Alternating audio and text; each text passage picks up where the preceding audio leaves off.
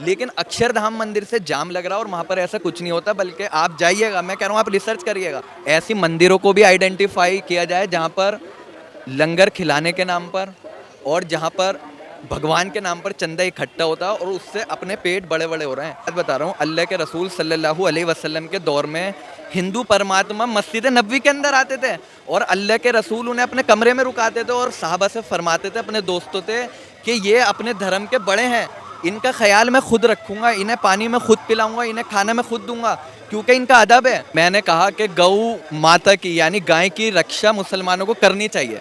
अब कोई मुसलमान ही कहना ये बात गलत कही है, तो कुरान ने कहा जो अच्छी बात का इनकार करे वो काफिर है, अच्छी बात का इनकार करे वो काफिर है।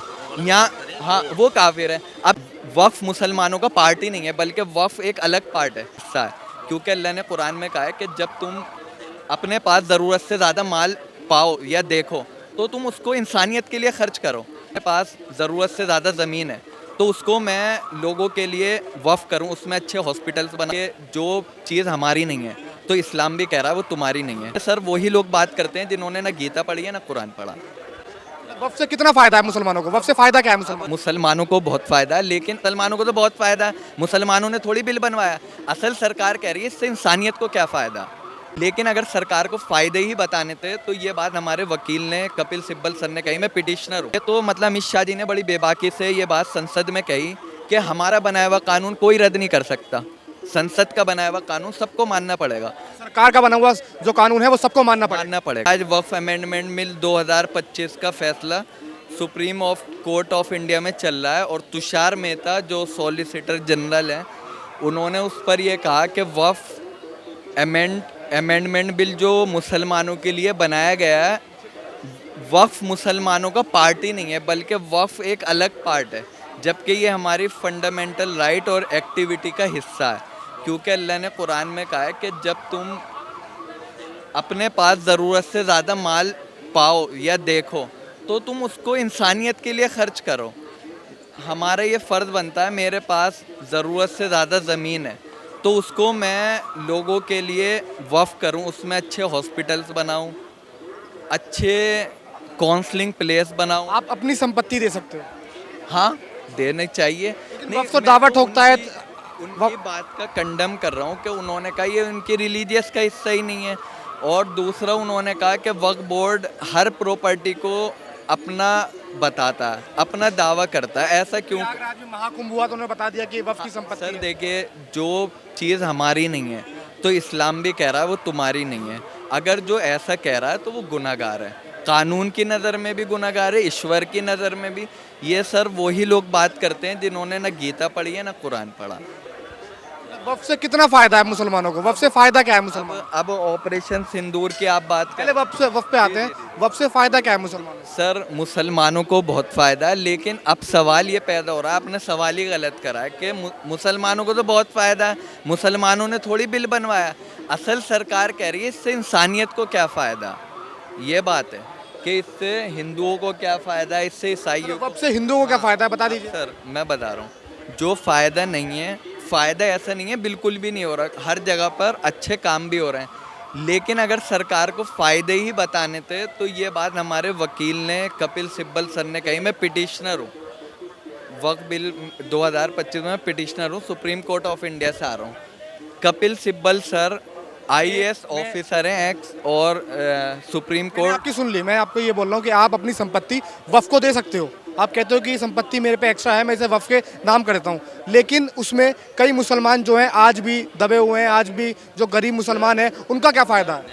सर मैं अभी, सर मेरा इंटरव्यू ले रहे थे, उनसे मैं ये कह रहा था कि मान लो मैं किसी धार्मिक स्थल में कोई कमी दिखती है तो हमारा फ़र्ज़ ये नहीं बनता कि हम उसके ख़िलाफ़ एक नोटिस बना दें, एक बिल बना दें, बल्कि हमारा फ़र्ज़ बनता है कि हम उनसे बड़े प्यार के साथ, मोहब्बत के साथ, गीता की रोशनी में उन्हें बताएं कि अगर तुम किसी को पानी पिला रहे हो, हाँ, तो उसमें इतना पुण्य है, गीता में लिखा हुआ है। और अगर कुरान में ये चीज़ें, तो हमें अमित शाह जी, ये तो मतलब अमित शाह जी ने बड़ी बेबाकी से ये बात संसद में कही कि हमारा बनाया हुआ कानून कोई रद्द नहीं कर सकता, संसद का बनाया हुआ कानून सबको मानना पड़ेगा। सरकार का बना हुआ जो कानून है वो सबको मानना पड़ेगा। मानना पड़ेगा। लेकिन अब अमित शाह जी खुद सुप्रीम कोर्ट के सामने खड़े हुए हैं। क्यों खड़े हुए हैं? क्योंकि अब अगर मैंने सुप्रीम कोर्ट ऑफ इंडिया में भी ये बात रखी कि अगर सुप्रीम कोर्ट ऑफ इंडिया को लगता कि वक्फ बिल की जो एप्लीकेशन जो पिटीशन हम पर आ रही हैं वो बिल्कुल गलत आ रही हैं, तो सुप्रीम कोर्ट ऑफ इंडिया 3.5 घंटे नहीं सुनता। उसने सुना और कल हमें हमारा फैसला संविधान के दायरे में करते हैं नेताओं को, और जो कोर्ट है उसको साइड में रख के आप ग्राउंड पे बात करते हैं आपसे कि वक्फ से फायदा क्या है मुसलमानों को। सर देखिए, फायदा बताइए 5 फायदे की, जो दबा हुआ मुसलमान है, जो गरीब मुसलमान है, उसको फायदा क्या है। मैं बात कर रहा हूँ, अक्षरधाम मंदिर है, ठीक है, ऐसी हमारी ये जामा मस्जिद है, इन दोनों को मैं सेम कैटेगरी में रखता हूँ। क्यों ये मंदिर और अक्षरधाम मंदिर में बहुत फ़र्क है। क्यों फ़र्क है अब आपको बताता हूँ। इस मंदिर में परिंदों के लिए फ्री हॉस्पिटल है, यहाँ लंगर खिला रहे हैं, ठीक है, गरीबों को रोज़ाना सब कुछ मिलता है। लेकिन अक्षरधाम मंदिर से जाम लग रहा है और वहाँ पर ऐसा कुछ नहीं होता, बल्कि आप जाइएगा, मैं कह रहा हूँ आप रिसर्च करिएगा। इसी तरीके से हमारी जामा मस्जिद है, नील बटा नील है, आपसे पेशाब करने के भी पैसे ले लेंगे, समझ रहे हैं आप। और ऐसी कई मस्जिद, हाँ, बहुत बढ़िया ऐसी कई मस्जिदें हैं, बाथरूम करने के लिए हाँ, सब जगह प्रॉब्लम। मैं बोल रहा नहीं हूँ सर, ऐसी। सही बात है ना। तो हमारा फर्ज क्या है, हम ऐसे प्लेस एक में ऐसे प्लेसेस देखिए सर, निष्पक्ष सोच के लोग, सत्य को मानने वाले लोग, गीता और कुरान को मानने वाले लोग सब इकट्ठे हों। ऐसी मंदिरों को भी आइडेंटिफाई किया जाए जहाँ पर लंगर खिलाने के नाम पर और जहाँ पर भगवान के नाम पर चंदा इकट्ठा होता है और उससे अपने पेट बड़े बड़े हो रहे हैं।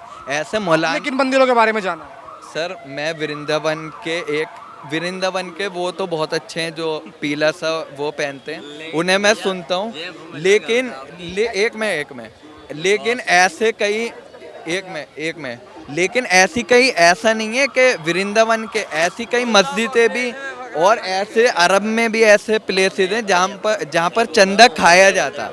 तो सर हमारा फ़र्ज ये गीता और कुरान में ये कह रहे हैं कि तुम सिर्फ इंसानियत को बढ़ाओ, एक दूसरे की मोहब्बत अपने दिल में रखो, और अगर वक्फ प्रॉपर्टी से ये काम नहीं हो रहा तो होना चाहिए। वक्फ को खत्म कर दें वक्फ को। सर वक्फ को ख़त्म किया ही नहीं जा सकता, आपको शायद पता ना हो, क्योंकि वक्फ बोर्ड को सरकार भी नहीं कह रही हम ख़त्म कर सकते हैं। ये तो हाँ चेंजेस, तो ये बात कपिल सिब्बल ने भी कही है और तुषार मेहता जी ने भी कही है कि इसमें कुछ चेंजेस और इम्प्लीमेंट्स और कुछ होने चाहिए। तो कपिल सिब्बल जी ने ये नहीं करा, उनकी सारी बातों को गलत ठहरा दिया। उन्होंने कहा जो आपने हमें अच्छी बातें बताई हैं उनमें हम करेंगे चेंजेस और ये वक्त बिल बाकी रहेगा, लेकिन चेंजेस और प्रोविजंस के साथ। ये नहीं कि सरकार ने एक तरफा होकर हर आदमी, मैं भी ये सोचूंगा अगर मैं गलत सोच का आदमी हूँ